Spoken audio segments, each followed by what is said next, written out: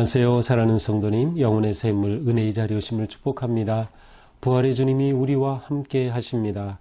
우리와 함께 하시는 주님을 찬양합니다. 기도합시다. 사랑과 은혜의 주님, 감사합니다.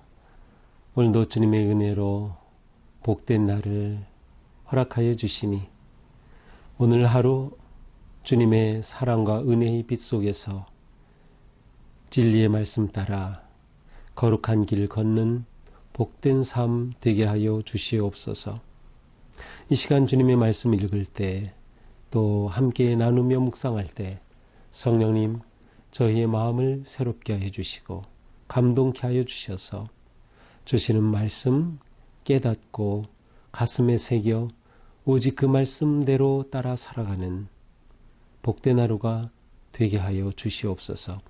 예수님 이름으로 기도합니다. 아멘. 오늘 말씀은 디모데전서 5장 1절에서 16절 말씀입니다. 늙은이를 꾸짖지 말고 권하되 아버지에게 하듯 하며 젊은이에게는 형제에게 하듯 하고 늙은 여자에게는 어머니에게 하듯 하며 젊은 여자에게는 온전히 깨끗함으로 자매에게 하듯 하라. 참 과부인 과부를 존대하라. 만일 어떤 과부에게 자녀나 손자들이 있거든 그들로 먼저 자기 집에서 효를 행하여 부모에게 보답하기를 배우게 하라. 이것이 하나님 앞에 받으실 만한 것이니라. 참 과부로서 외로운 자는 하나님께 소망을 두어 주야로 항상 간구와 기도를 하거니와 향락을 좋아하는 자는 살았으나 죽었느니라. 내가 또한 이것을 명하여 그들로 책망받을 것이 없게 하라. 누구든지 자기 친족 특히 자기 가족을 돌보지 아니하면 믿음을 배반한 자요 불신자보다 더 악한 자니라. 과부로 명부에 올릴 자는 나이가 60이 덜 되지 아니하고 한 남편의 아내였던 자로서 선한 행실의 증거가 있어 혹은 자녀를 양육하며 혹은 나그네를 대접하며 혹은 성도들의 발을 씻으며 혹은 환난당한 자들을 구제하며 혹은 모든 선한 일을 행한 자라야 할 것이요. 젊은 과부는 올리지 말지니 이는 정욕으로 그리스도를 배반할 때에 시집 가고자 함이니 처음 믿음을 저버렸으므로 정죄를 받느니라. 또 그들은 게으름을 익혀 집집으로 돌아다니고 게으를 뿐만 아니라 쓸데없는 말을 하며 일을 만들며 마땅히 아니할 말을 하나니 그러므로 젊은이는 시집가서 아이를 낳고 집을 다스리고 대적에게 비방할 기회를 조금도 주지 말기를 원하노라. 이미 사탄에게 돌아간 자들도 있도다. 만일 믿는 여자에게 과부 친척이 있거든 자기가 도와주고 교회가 짐지지 않게 하라. 이는 참 과부를 도와주게 하려 함이니라. 아멘.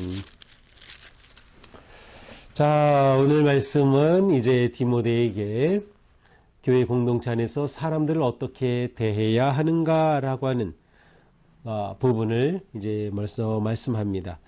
이것은 디모데에게 주신 말씀이지만 또한 우리에게 마찬가지죠. 우리가 교회 안에서 성도들 간의 관계, 인간관계를 어떻게 해야 할까라는 거죠.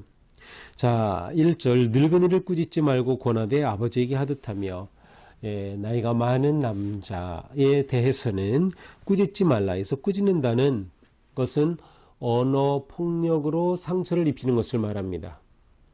언어 폭력으로 상처를 입히는 것. 이것은 윗사람에게 얼마든지 그렇게 할 수 있는 그러한 부분이에요. 젊은 사람이 나이 많은 사람에게 자기도 모르는 사이 그렇기도 하고 또 잘못된 언어 습관으로 언어로 상처를 입히고 폭력을 행하는 경우가 있죠. 그렇게 하면 안 된다. 늙은이를 꾸짖지 말라. 어떻게 합니까? 아버지에게 하듯 하며 내 아버지인 것과 같이 그렇게 대하라는 거죠. 자, 젊은 사람에게는 어떻게 합니까? 형제에게 대하듯 하고 젊다고 무시하거나 그렇게 마음대로 하는 것이 아니라 형제에게 대하듯 그렇게 친밀하게 관계가 아주 순수한 것이죠. 늙은 여자에게는 어머니에게 하듯 하며 나이가 많은 여성에게는 어머니에게 대하듯 그렇게 하라.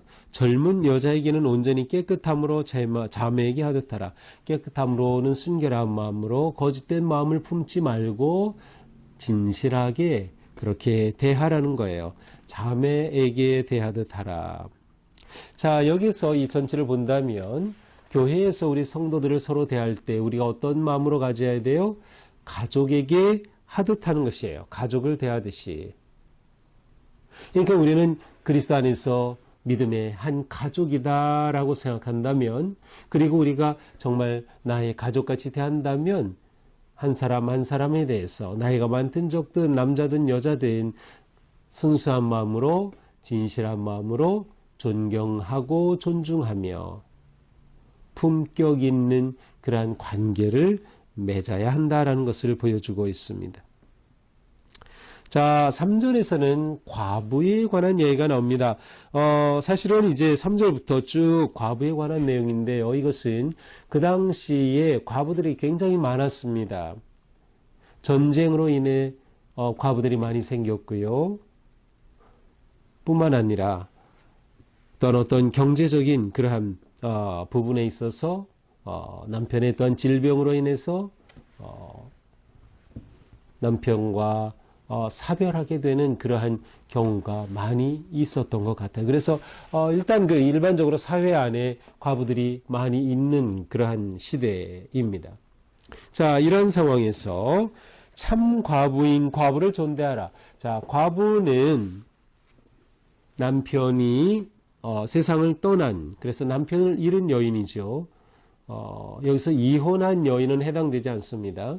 남편을 잃은 여인인데 이 과부 중에 참 과부가 있다는 것이에요. 참 과부는 어떤 과부일까요?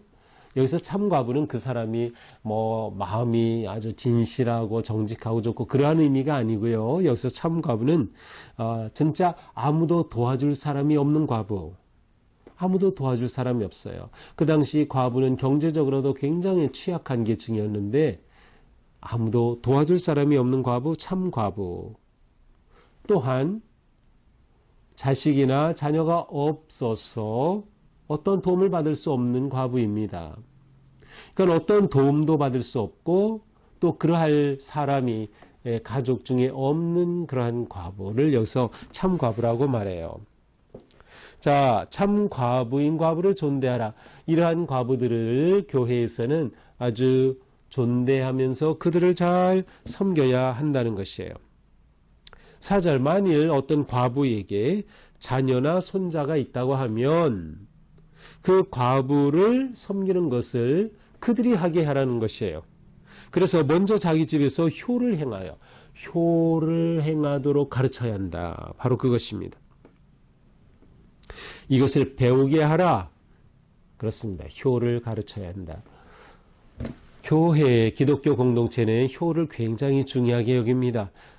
예수님께서 십자가에 달려 돌아가시기 전에 어머니를 제자에게 맡기신 것처럼 부모를 공경하고 효도를 하는 것, 그것은 기독교의 아주 중요한 가르침이에요. 자, 그래서 자녀나 손자들이 있을 경우 그들에게 효를 행하도록 가르쳐야 한다. 이것이 하나님 앞에서 받으실 만한 것이다. 이렇게 하는 것이 하나님이 기뻐하시는 거다. 결국 사람에게 하는 것이 곧 하나님에게 하는 것과 같다라고 하는 것을 의미합니다. 그러니까 교회 안에서의 성도들 간의 관계는 세상에서의 방식과는 완전히 다른 우리의 방식이 있다고 하는 것이에요. 그래서 나이가 많으신 남자 어르신, 또한 여자 어르신, 젊은 남자, 젊은 여자에 대해 각각 어떻게 대해야 하는지를 말씀하고 있는 거죠. 5절, 참 과부로서 외로운 자는 하나님께 소망을 두어 주야로 항상 간구와 기도를 하거니와. 자, 참된 과부로서 외로운 자, 여기서 우리는 외롭다라는 이런 의미는 일반적으로 당연히 과부인 자들은 외롭겠죠. 그런데 여기서 그러한 의미보다는 의지할 데가 없다라는 뜻을 말하는 것이에요. 도와줄 가족이 없어요. 이제 그러한 의미로서 여기서 외롭다라는 이 표현을 사용하고 있어요. 따라서 참 과부인데 의지할 데가 없는 자는 어떻게 해라? 하나님께 소망을 두고 주야로 항상 기도하고 간구하라. 하나님을 의지하라는 것이에요. 그리고 하나님께 기도함을 계속해야 한다. 지금 이 힘든 상황을 하나님을 의지하는 기회로 삼아야 한다. 향락을 좋아하는 자는 살았으나 죽었느니라. 만약 과부가 된 사람이 향락을 좋아한다면 아마 이것은 과부이지만 경제적으로 어느 정도 그 살 여유가 있는 그러한 과부이겠죠. 나는 이제 과부가 됐으니 자유롭다 해서 마음대로 향락을 즐겨하면 안 된다. 그는 살았더라도 죽은 것과 마찬가지다라는 거죠. 내가 또한 이것을 명하여 그들로 책망받을 것이 없게 하라. 자, 디모데는 바로 과부에 관한 이러한 것들까지도 명하라, 가르치라는 겁니다. 효도하지 않는 자들에게 효도하도록 가르치고 참 과부는 그렇게 존경받을 만한 자로서 그렇게 대해야 함을 가르치라는 것이에요. 또한 과부된 자에 대해서도 과부된 것을 향락의 기회로 삼지 말고 오히려 의지할 데가 없다면 그것을 하나님을 의지하는 기회로 삼아야 한다. 8절 누구든지 자기 친족 특히 가족을 돌보지 아니하면 믿음을 배반한 자의 불신자보다 더 악한 자니라. 자기 가족 가운데 과부가 있는데 그를 돌보지 않는다. 이건 아주 몹쓸 행동이에요. 몹쓸 짓이에요. 이런 자는 오히려 믿지 않는 불신자보다 더 악한 자다. 예수님을 믿는다고 하면서 주님의 제자라고 하면서 하나님의 자녀라고 하면서 어찌 가족 중에 이렇게 어려움 가운데 있는 자를 돕지 않느냐? 있을 수 없는 겁니다. 자, 이만큼 기독교 공동체 안에서는 성도들이 가족을 잘 돌보고 사랑하는 것이 굉장히 중요한 가치였음을 보여주고 있습니다. 과부로 명부에 올릴 자는 나이 60이 덜 되지 아니하고 한 남편의 아내였던 자로서. 자, 과부의 명부에 올린다. 아마도 이 초대교회에는 교회 안에 과부 명단이 있었던 것 같아요. 무엇을 위해서? 도와주기 위해서요. 구제하기 위해서. 아까 참 과부의 개념 자체가 도와줄 사람이 없는 과부가 참 과부라고 그랬어요. 그들은 교회의 도움이 절실히 필요하죠. 그래서 교회 안에서는 과부의 명단을 가지고 있으면서 그들을 빠뜨리지 않고 잘 돕고 섬기고 구제하였던 것을 알 수 있어요. 바로 그것을 말하는 거죠. 그런데 이 과부의 명단에 올릴 자의 자격이 뭐예요? 60세 이상 된 여자이어야 하고 한 남편의 아내였던 자를 그렇게 과부로 존대해야 한다라는 거죠. 그러니까 참 과부의 명단에 올릴 일종의 조건이라고 할 수 있습니다. 더 나아가서 10절에 보니까 선한 행실의 증거가 있는 여자여야 한다. 자, 아무나 과부라고 해서 무조건 다 도와주는 게 아니었어요. 그 사람의 행실이 어떠한지를 봐야 되는 거예요. 선한 행실의 증거가 있어요. 그 어떤 증거입니까? 선한 행실의 증거 예로 자녀를 잘 기른 그러한 과부, 또 나그네를 잘 대접한 과부, 혹은 성도들의 발을 씻어준 바. 성도들의 발을 씻긴다는 것은 세번역에서는 자기 집에 초대한 과부를 의미한다고 번역을 해서 자기 집에 초대한다. 왜냐하면 누군가 집에 초대했을 때 그의 발을 씻어주며 맞아주었기 때문이죠. 혹은 환난당한 자를 구제하며, 네, 고통, 어려움, 환난당한 자가 있을 때 구제하는 그러한 사람, 또 모든 선한 일을 행한 자라 할지니라. 자, 그러니까 이 참 과부의 명단에 든다는 것은 정말 귀한 일이었어요. 이렇게 삶이 얼마나 선하고 바른지 증명된 사람만 참된 과부로 명부에 올릴 수 있었기 때문이죠. 자, 여기서 제가 조금 좀 이렇게 앞의 내용이랑 이렇게 상충되는 듯한 것은 앞에서 참 과부는 뭐예요? 아무도 도와줄 자가 없는 거예요. 그러니까 자녀도 없고 아무도 도와줄 자가 없는 과부를 말하는 거다 그랬죠.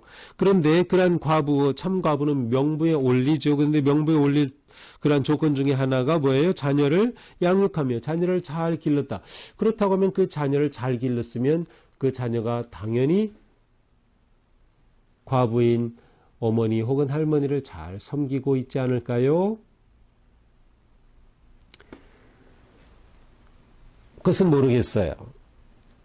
그러한 사람이라 하더라도 이 조건에 해당이 되면 참과부로 명단에 올리고 도와줬는지는 모르겠지만 그러한 생각이 들었어요. 그래서 어쨌든 자녀를 잘 기르고 선한 행위가 있고 나그네를 잘 대접하고 정말 그의 삶이 하나님 앞에 아름답고 신실한 증거가 있으면 그는 참과부 명단에 올릴만 하다라는 거죠.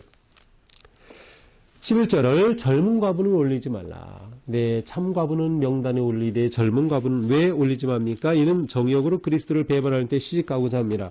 그는 정욕으로 시집가고자 합니다. 자, 시집가는 것, 재혼하는 것을 반대하는 걸까요? 그렇진 않아요. 왜냐하면 14절에 보면 젊은이는 시집가라, 재혼을 오히려 격려하고 있습니다.